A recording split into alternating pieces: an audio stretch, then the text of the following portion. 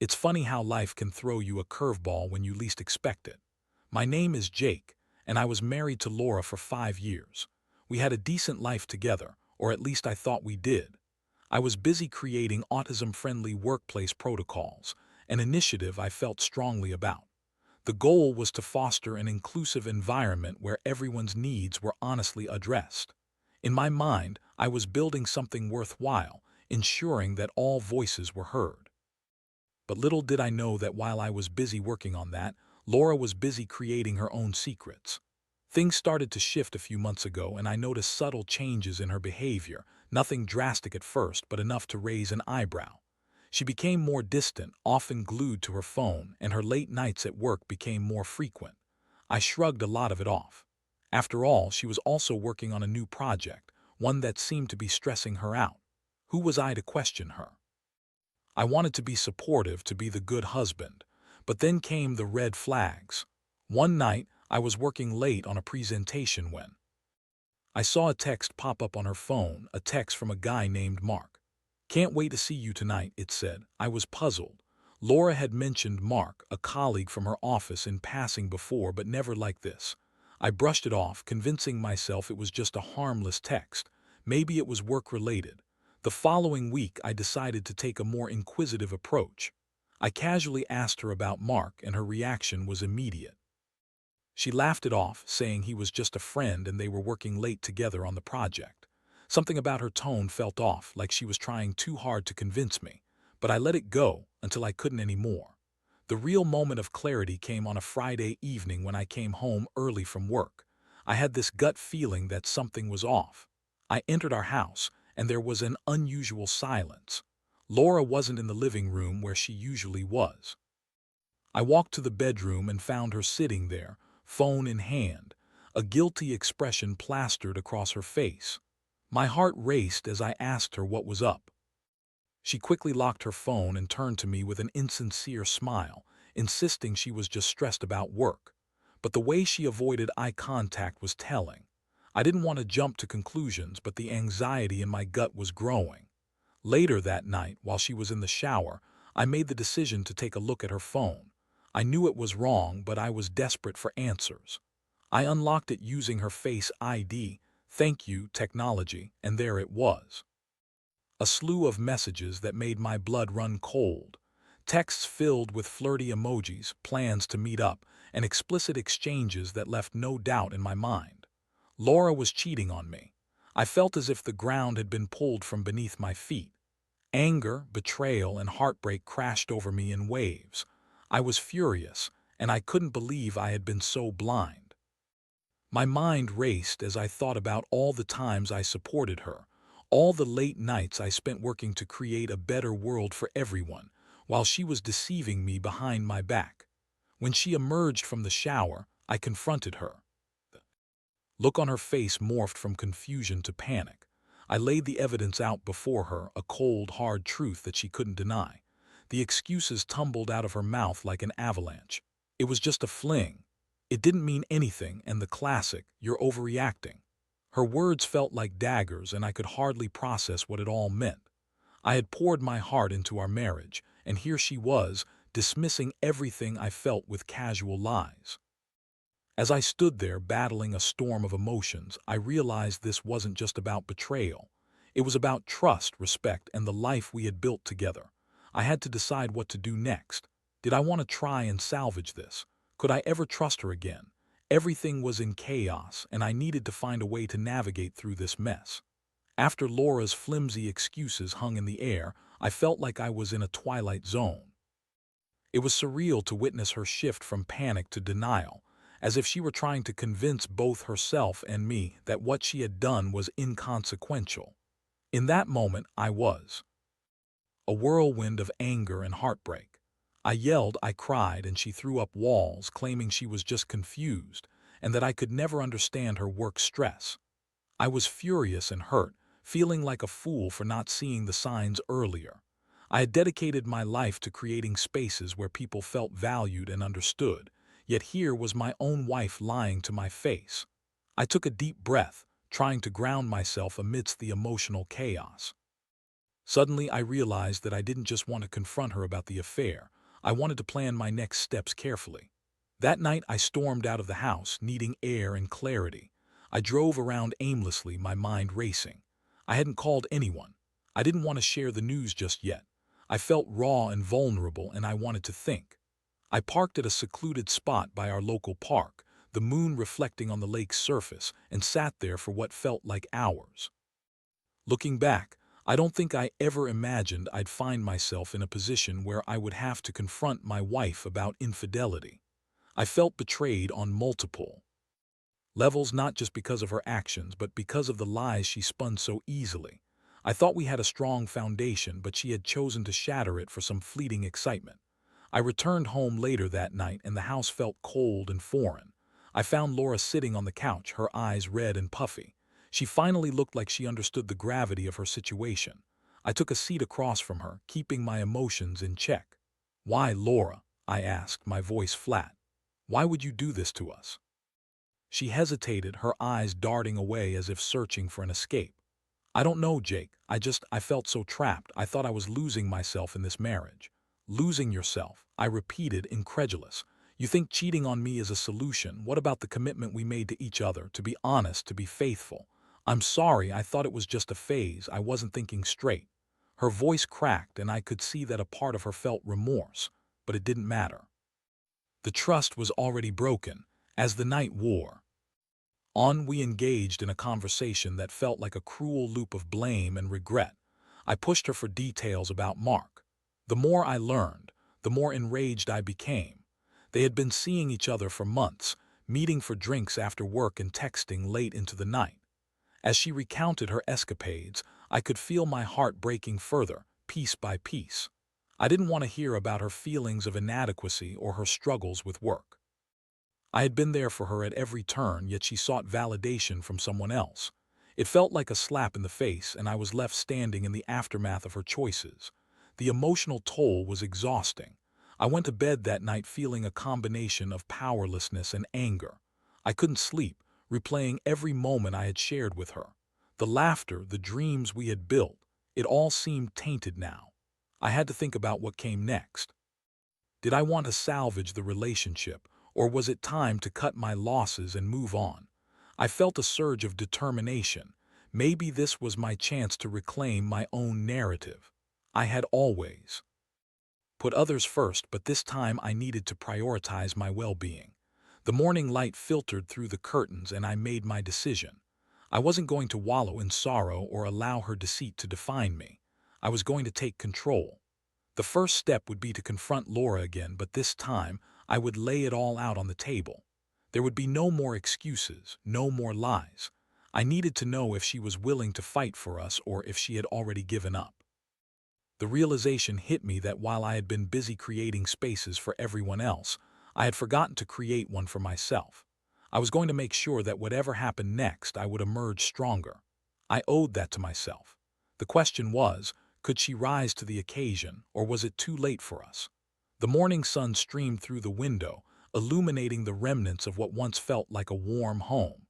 The atmosphere was heavy, and I could sense the tension before I even left the bedroom.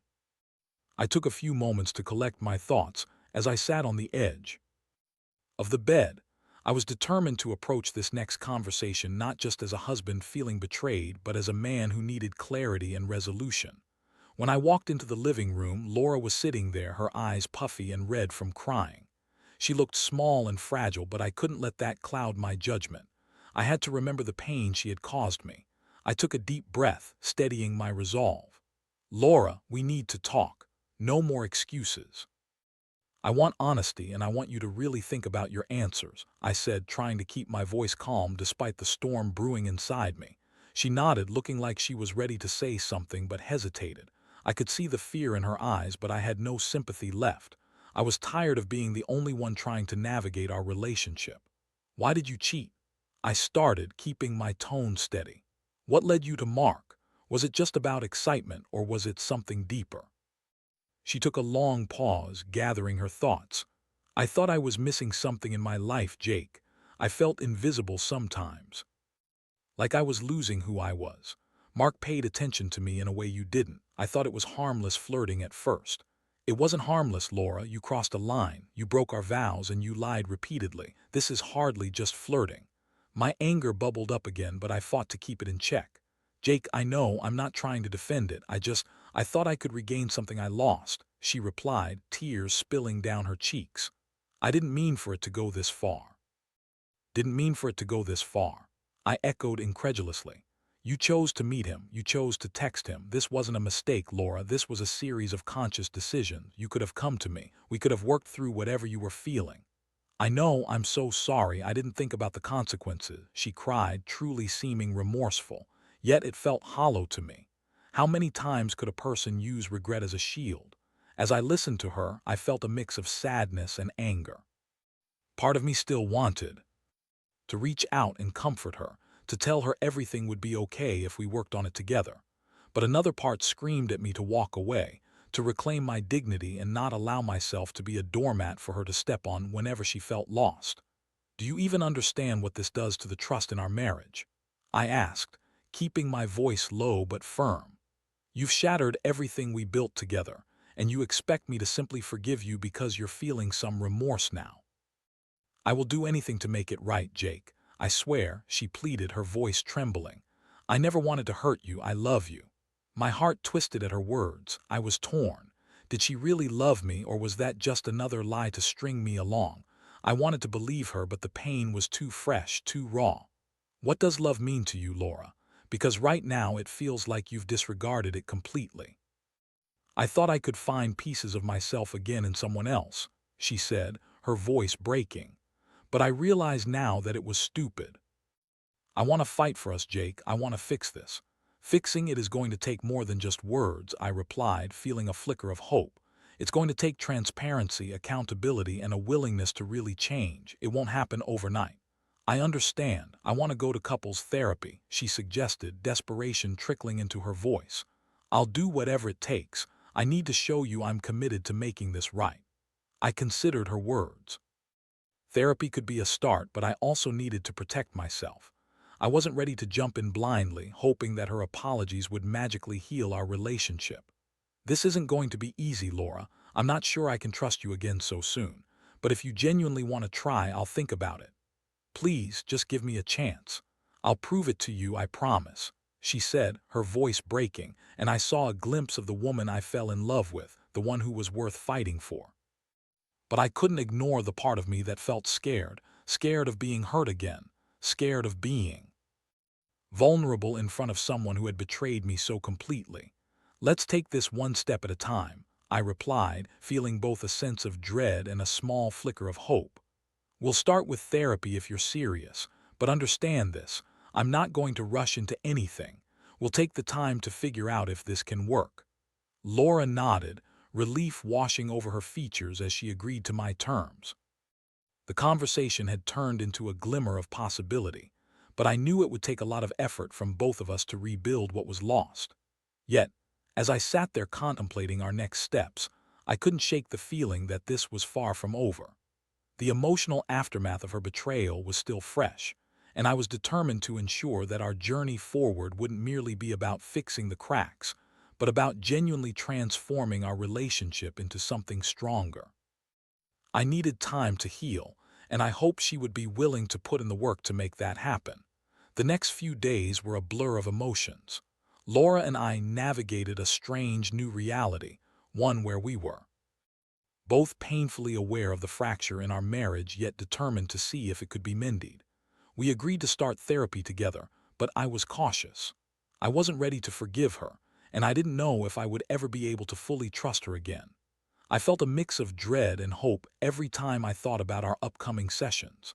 I spent long hours at work, rationalizing that staying busy would prevent me from spiraling into a pit of despair.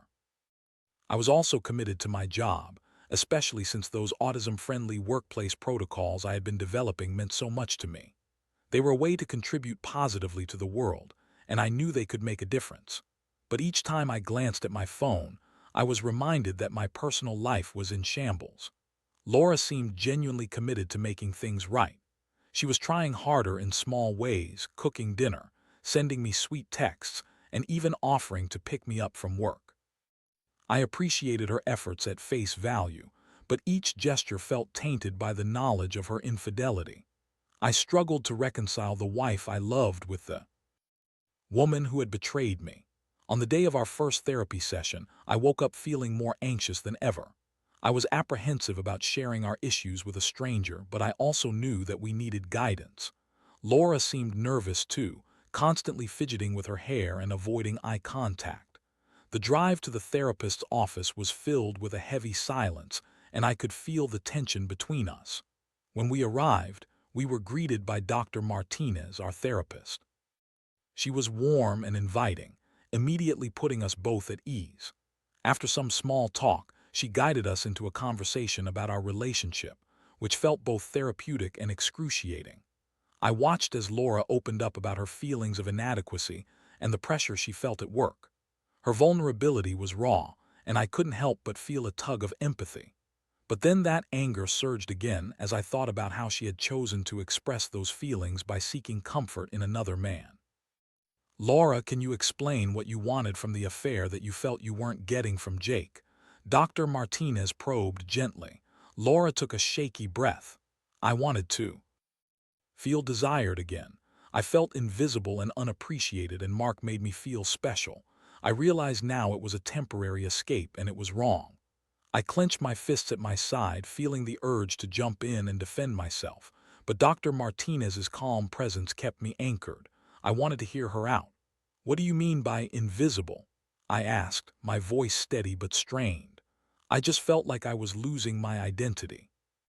I was so focused on work and trying to be the perfect wife that I forgot about my own needs, she admitted, glancing at me with vulnerability. I didn't communicate with you about how I was feeling, and that was my fault. As our session continued, I found myself opening up too. I talked about how deeply her betrayal had cut me, how I felt blindsided and discarded. I wanted her to understand that this wasn't just a minor issue. It was a deep chasm that would take time, effort, and genuine remorse to bridge. Dr. Martinez helped us articulate our feelings and frustrations. Each session felt like peeling back layers of hurt and betrayal, and slowly, we began to reflect on our relationship more honestly. Laura committed to being more open about her emotions, while I promised to listen more actively. But as the days turned into weeks, I still faced my own internal battle. I'd watch her sometimes, and the anger would simmer just beneath the surface. I'd see her laughing at something on her phone, and I'd wonder if she was talking to Mark again. Each time I asked her about it, she would assure me she had cut all ties with him, that she had realized how destructive that relationship was. But trust is hard to rebuild once it's been broken. I kept reminding myself that healing was not linear. There were good days and bad days. Some days I felt hopeful, while others left me engulfed in doubt. I was constantly dissecting every interaction we had, evaluating if her gestures were genuine or just a facade.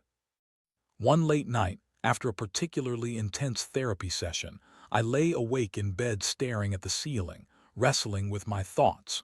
I couldn't shake the feeling that while Laura was trying to mend things, I was still carrying the weight of her betrayal. I had to find a way to let go of that burden or it would consume me. I decided to reach out to a close friend, Mike, after a long hiatus. He had been there for me during the good times, and I realized I needed someone to talk to about all the turmoil I was feeling. I texted him, and we agreed to meet for drinks the next evening. When we sat down at our usual bar, Mike could see something was off. "You look like you've been through the ringer, man. What's going on?" he asked, concern etched on his face. I opened up, recounting everything: Laura's affair, the therapy sessions, and my struggle to process it all. As I spoke, I felt a release, like I was emptying pockets full of stones I had been carrying around. "Honestly, Jake, you deserve someone who respects you and your commitment. It's okay to be angry. You shouldn't feel guilty for your feelings," he said, sipping his beer thoughtfully. That night, sharing my burden with Mike felt cathartic. I realized I was not alone in this journey. I had a support system, and maybe that was the first step toward reclaiming my narrative. I walked home with a sense of relief, feeling a little lighter and more in control. But as I climbed into bed next to Laura, I couldn't shake the feeling that there was still so much work to do. I was ready to face whatever came next. I just hoped she would be ready too. The journey ahead would be challenging, but perhaps with therapy, communication, and time, we could find a way to rebuild not just our marriage, but also ourselves. As the weeks rolled on, life began to settle into a new rhythm. Laura and I continued our therapy sessions, each one peeling back layers of our relationship, revealing both the beauty and the flaws that lay beneath. It was challenging work, and some days felt like we were going backward instead of forward. Yet I could see glimpses of the woman I had fallen in love with, and those moments sparked a flicker of hope within me. One night after a particularly emotional session, Laura suggested we try something new: date nights. "Let's reconnect, Jake. Just the two of us," she urged, her eyes earnest. I felt a pit of uncertainty in my stomach, the memory of her betrayal still fresh. But part of me understood her intent. Maybe we needed to create new memories, ones that didn't include the shadows of her infidelity. So we planned our first date night in what felt like ages. I chose a cozy Italian restaurant that we used to frequent. The ambience was warm, with soft music playing in the background, and the aroma of garlic and fresh bread filled the air.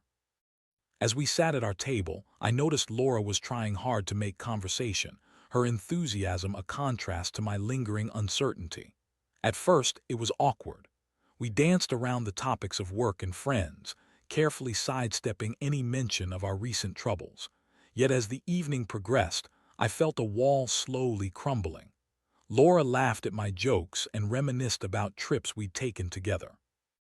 I found myself smiling in return, almost forgetting the dark cloud that had lingered over us. In the middle of our meal, she reached across the table, her hand finding mine. "I really want to make this work, Jake. I promise I'm committed to you," she said earnestly. I could see the sincerity in her eyes, and it stirred something in me, a mix of hope and fear. "Laura, I want that too, but it's going to take time. Trust doesn't come back overnight," I replied, squeezing her hand. I meant it. I wanted to believe in the possibility of us again, but I knew it wouldn't be easy. After dinner, we strolled through a nearby park, the night air crisp and refreshing. The stars twinkled above us, and for a moment it felt like we were simply a couple in love again, not two people grappling with the aftermath of betrayal. We talked about our dreams, our goals, and what we wanted from life together. It felt liberating to share those thoughts openly. But as the night drew to a close, I couldn't ignore the nagging feeling in the back of my mind. Questions about her loyalty still lingered, and I had to confront them. "Laura, can you promise me that you're committed to rebuilding this, that you won't let temptation creep back in?" She stopped walking, turning to face me, her expression serious. "I promise, Jake. I've learned my lesson. I value what we have, and I don't want to lose you again. I've cut all ties with Mark. He was just a distraction, and I see that now." I nodded, appreciating the honesty but still feeling a sliver of doubt. "I'm trying to move forward, but I need to know I can trust you again. No secrets, no lies." "I understand," she replied, her voice firm. "I want to be transparent with you. I'll do whatever it takes to earn your trust back." We ended the night with a tentative smile, a shared understanding that we were both willing to fight for our marriage. But as I lay in bed that night, I couldn't shake the unease. I was hopeful, yes, but I was also guarding my heart. In the following days, I threw myself into my work, trying to focus on my projects while balancing the emotional weight of our relationship. I found solace in my work on autism-friendly initiatives, a passion that felt fulfilling and meaningful. It was a distraction, a reminder that I was capable of creating positive change. But I also kept an eye on Laura. I wanted to believe her, but I was hyper-aware of my surroundings. I noticed when she was on her phone more than usual, and my heart raced with paranoia. I'd ask her about it, and she'd reassure me, explaining that it was just work-related. I wanted to trust her, but the scars of betrayal were still fresh. Then came the moment that would change everything. I was at work one afternoon when I received a text from an unknown number. My heart dropped as I opened it, and I could hardly believe what I was reading. It was a message from Mark. "Hey, Laura told me you two are trying to work things out. Just wanted to let you know she's still been in touch with me. Panic surged through me, followed by a wave of anger. How could this be happening? I felt betrayed all over again, and a deep sense of rage bubbled up inside me. I couldn't let this go unanswered. I needed to confront Laura. That evening when I returned home, I was on edge. I walked in, and immediately I could sense something was off.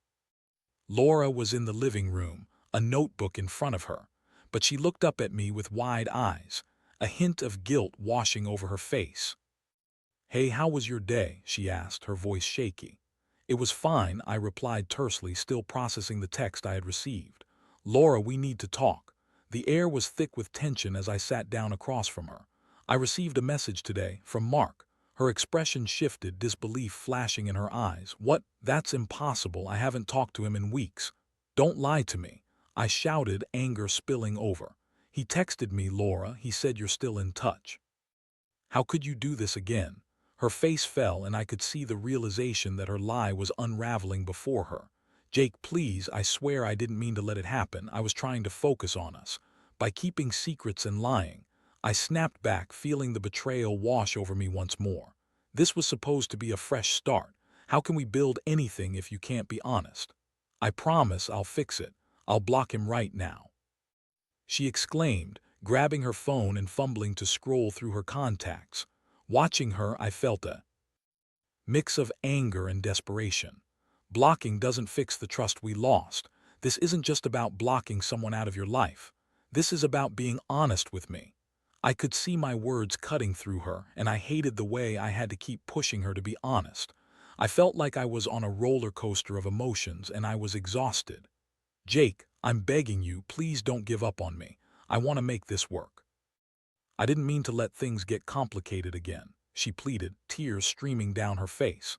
But as I looked at her, I realized I couldn't allow myself to stay in a situation filled with constant deceit. "I can't keep going like this, Laura. I need to know that you're serious about us. If I can't trust you to be honest, I don't know what the point is anymore." That night, as we sat in silence, I felt the weight of our relationship hang heavily in the air. I had to make a decision. I had fought for us, but I also knew that I had to fight for myself. The next day, I would confront Laura one last time. I needed answers, and I needed to know if she was truly ready to commit to rebuilding our marriage or if I needed to walk away for good. The following day, I woke up feeling a sense of resolve wash over me. It was time for clarity, a moment to lay everything out on the table once and for all. I had given Laura every opportunity to come clean, and now it felt like I was standing at a crossroads. I needed to confront her and demand honesty, no more half-truths or dodging the real issues. As I prepared for the day, I could hear Laura moving around in the kitchen. I took a moment to gather my thoughts, mentally rehearsing what I wanted to say. When I walked in, she looked up with a tentative smile, but I could see the worry etched on her face. "Good morning, Jake. How did you sleep?" she asked, her voice almost too cheerful. "Laura, we need to talk," I replied firmly, cutting through her facade. I could feel her tension rise as she nodded and sat down at the table, her eyes wide with anticipation. "I got a message from Mark again," I began, watching her expression shift from concern to panic. "I'm done with the lies, Laura. If you want this marriage to work, I need you to be completely honest with me. Have you been in contact with him since we've been trying to fix things?" Her mouth opened slightly, but no words came out for a moment. She took a deep breath, searching for the right response, and I could see the turmoil inside her. "Jake, I thought I had cut ties. I didn't want to hurt you again," she stammered. "Then why did he feel the need to reach out to me? If you've truly moved on, there shouldn't be any reason for him to contact you, right?" I pressed, my heart racing with frustration. Tears filled her eyes, and I felt an overwhelming sense of sadness for both of us. "I didn't want to tell you because I thought it would push you away. I thought if I just ignored him, it would go away. I was trying to protect you," she said, her voice breaking. "Protect me? Or protect yourself?" I shot back, feeling betrayed once more. "Laura, I understand that you're scared, but this isn't just about you anymore. You've made a choice, and it's time to face the consequences." I know, I regret everything," she cried out, her voice trembling. "I just want to fix this. I love you, Jake. I want to be a better person for you." Love isn't just about saying the right words when it's convenient. It's about being honest and taking responsibility for your actions, I replied, feeling a fire ignite within me. This isn't easy for me either, but I can't keep living in a state of uncertainty. She wiped the tears from her cheeks and looked directly at me, her expression shifting to one of determination. You're right. I need to take responsibility. I have to block Mark and be completely honest with you from now on. No more secrets. It was the accountability I had been waiting for, but I also knew that words alone wouldn't suffice. Blocking him is just a start. We need to rebuild the trust we lost. That means being open about everything, even if it's uncomfortable. She nodded vigorously. I promise, Jake, I'll do whatever it takes. I'll even tell you everything he said. I just need you to give me another chance. I hesitated, weighing the gravity of her words. Could I truly believe her? The scars of betrayal were deep, but the flicker of sincerity in her eyes made me consider the possibility of moving forward. I felt a small part of me open up to hope again. Okay, I finally said, my voice steadier than I felt. But understand, this isn't just about you making promises. I need to see action. I need to see you fighting for us every day. I will, she said, her voice filled with conviction. I want to show you that I can be the partner you deserve. Please just give me the chance to prove it. With that, we started to build a new foundation. Laura blocked Mark, and she shared what she had been holding back about their exchanges. I listened, not wanting to dwell on the past but needing to understand the full picture. We began to set boundaries together, discussing our needs and fears openly in therapy sessions, and gradually, our conversations became more productive. We took small steps towards reconnecting. We started going for walks together, revisiting the things we loved about each other. We made it a point to check in regularly, asking how we were feeling and discussing any worries that arose. As the days turned to weeks, I began to feel a sense of stability returning. I still had my guard up, but I could see Laura genuinely trying. She was committed to the process, and slowly my heart started to heal. I was learning to trust her again, but it would take time. One evening, as we sat together on the couch, I felt a wave of gratitude wash over me. We had come a long way from that moment of betrayal, and while the road ahead was still uncertain, I felt hopeful. I realized that rebuilding a relationship was about both individuals taking responsibility for their actions and being willing to grow together. Jake, Laura said softly, pulling me from my thoughts. Thank you for giving me another chance. I know I hurt you deeply, and I'm committed to being better. I want us to be stronger than we were before. I looked into her eyes and saw sincerity. I want that too, Laura, but it's going to take time. We both have to keep working on ourselves and this relationship. As we cuddled on the couch, I felt the warmth of her body next to mine. I knew we were still in the early stages of rebuilding, but I found comfort in the understanding that healing was a journey, not a destination. We had both learned valuable lessons through this ordeal, and with each passing day, the bond we shared grew a little stronger. In life, we often face challenges that test our relationships, and it's how we respond to those challenges that defines us. I was ready to embrace the future, to see where this journey would take us. And for the first time in a long while, I felt a sense of peace about the road ahead.